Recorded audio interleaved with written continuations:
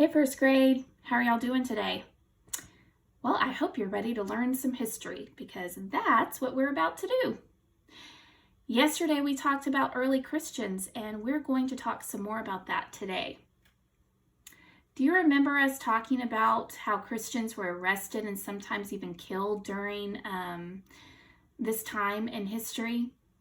Can you tell me why Christians were being treated like this? All right, if you said that they were being treated this way because they refused to worship the emperor and they refused to only obey the emperor, then you're correct. Christians obeyed God above all and only worshiped God, and the emperor didn't like this, and that's why he punished them.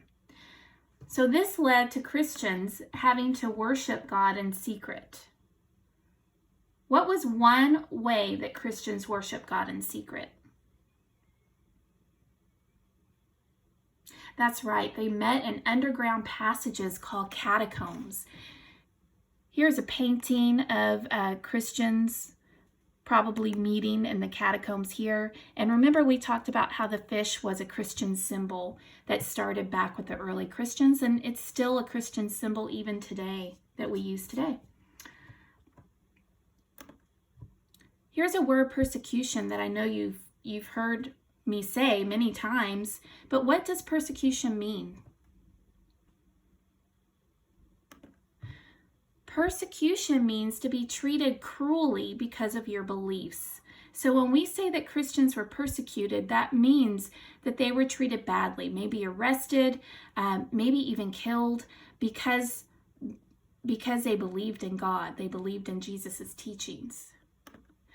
Another word is catacomb. We've said that a lot as well. What is catacomb? Catacombs are underground passageways where Christians met in secret, and they also buried other Christians there. You're going to see in a minute in the video that they buried a lot of Christians there. Okay, so now I'm going to switch over to this video here I want to share with you, and it's actually going to show you a real catacomb that you can still go see today in Rome, Italy. And they're going to talk in this video, and we're just going to listen to them for a little bit.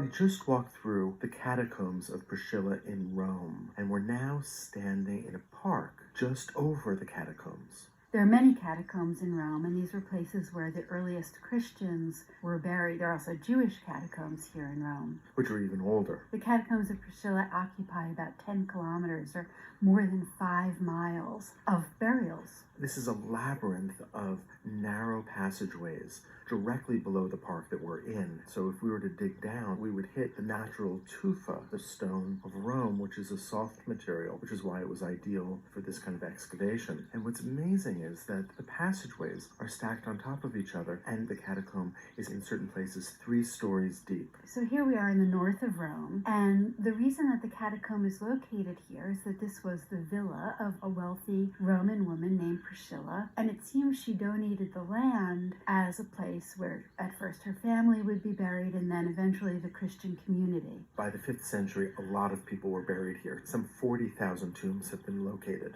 So imagine walking through a very dark passageway, a low ceiling, a rough earthen floor, and on either side of the narrow hall, horizontal niches that are just long enough to accommodate a body. Some are quite short and held children, and some are longer and would have held adults, and many of them are stacked one atop the other. Wealthier people would have excavated a space large enough to place a sarcophagus in, but most of the tombs are for the poor, and these are simply bodies that were swaddled in a shroud and placed into these shelf-like slots, which were then covered over with a slab of marble, or for the poor, just simply tiles of terracotta. All of that would then be covered over with a layer of plaster, which were often painted. The larger rooms have the name cubiculum. The horizontal shelves for burial are referred to as loculi. And now when we visit, the tombs are all empty and uncovered. And we think this is because there was grave robbing and people were hunting for relics, which makes sense because some of the people that were buried here were martyrs. Right. Okay, guys, so I'm going to actually stop the video there, but I want, so a lot of these are just showing where they buried their loved ones in the catacombs, but also, if I can get back to it, they're showing,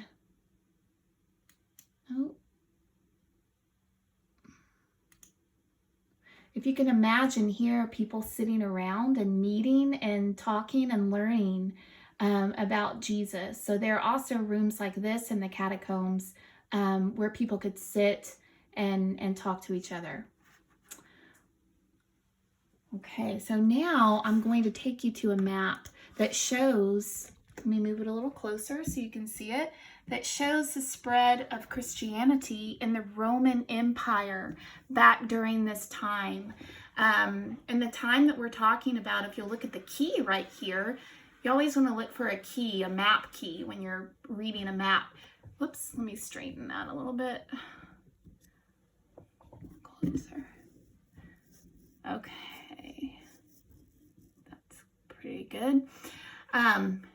The orange part is, it says Christian areas in the year 325. That's after the death of Christ. And the yellow part, that's where you'll see in a minute how the Christian religion grew all through the year 600. And the red line is a boundary of the Roman Empire. So here, let me reset this actually. Okay, here this red line shows all the way around here, kind of all the way around the Mediterranean Sea. That's the Roman Empire. Christianity grew steadily from its birth near Jerusalem in the 1st century. The religion grew out of Jewish beliefs and the teachings of Jesus. By AD 600, it had become the primary religion of Western Europe. Okay, so here's Jerusalem, and that is where Christianity began. Early Christians were often persecuted for their beliefs, but still the church grew. Paul was a Jewish leader who traveled from Syria throughout the Roman Empire, converting non-believers, even though he had at first opposed the Christians. So right here is Syria, and that is where Paul began to preach throughout the Roman Empire. Remember at first, here's a picture of Paul. It's actually not a picture. I keep saying picture. It's a mosaic of Paul from the 14th century. At first, he didn't believe. He wasn't a Christian. He was a Jew. And then God visited him on the road to Damascus, remember? And he then converted to Christianity and went on to convert many, many, many, many more people, as you'll see on the map. Let's keep going. So as you see here, all this orange here, these are Christians in the year 325. This is when they were having to hide in secret during this time. They were being persecuted during this time, but as you can see, Christianity still spread, even though it was not legal to be a Christian yet. As more people converted to Christianity, the Romans felt threatened. They were scared of the Christians. Hostility towards Christians, that means anger towards Christians, intensified in AD 312. The year 312, after the death of Christ, Emperor Constantine converted to Christianity and ended the persecution. Christianity became legal in the Roman Empire. So thanks to Emperor Constantine, who you will read about tomorrow at home, he became a Christian, and then he allowed Christians to worship freely, however they wanted. And now when I press this button, you're going to see how much Christianity grew after Emperor Constantine made it legal. Wow, and as you can see, that's a lot. That's pretty much the whole Roman Empire.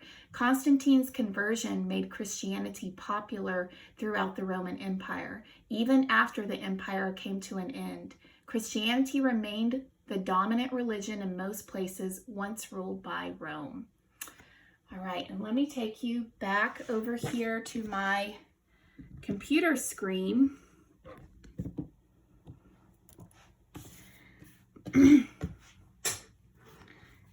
And I want you to take a look at this picture. Tomorrow, you are going to find out how Emperor Constantine became a Christian and why Emperor Constantine allowed Christians to worship God freely. And this picture gives you a big clue as to how that happened. So take a close look at it, and it may not make much sense to you right now, but tomorrow when you read, you will understand. Look up at the sky. What do you see? All right, guys, that's it for now. Y'all have a great day. Bye.